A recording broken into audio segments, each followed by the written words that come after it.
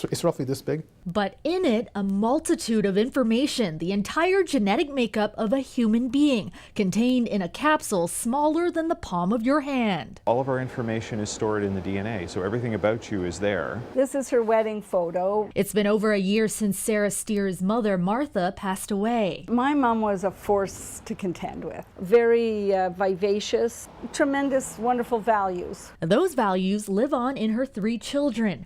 Meanwhile, Martha's genetic imprint is now safely stored away thanks to something called a DNA memorial. Then we preserve the DNA in a format that's stable at room temperature, and it can be stored indefinitely. London's Hope Seiler was founded in 2014 and is one of the few companies in the country that specializes in DNA preservation. The service is still relatively new, but an increasing number of funeral homes are beginning to offer it. So right now we're working with a cohort of roughly 5 funeral homes in London and around 15 outside of London within Southern Ontario. The funeral homes are provided with a brush to swab the mouth. DNA is then extracted from the brush and sealed into the capsule.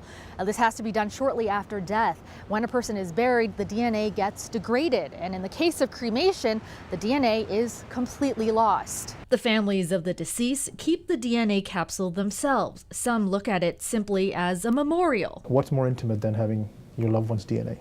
It's their genetic imprint.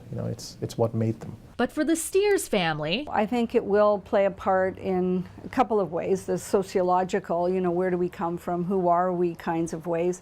But I think from a health point of view, it's interesting just knowing, are there any incidents of breast cancer in the family? Sarah's mother, Martha, was one of 14 children from Colombia. 4 years ago, she had agreed to be part of a DNA study with one of her siblings because they found that there was a dominant Parkinson's gene. If you want to look at history of disease in your own family, you want to know where it originated from. Dr. Robert Hegley from Robarts Research Institute agrees that knowing your family's genetic makeup definitely has its benefits. As research advances and our understanding advances, that even more of the genetic component of susceptibility and then how that interacts with your environment and the world around you, how that could predict.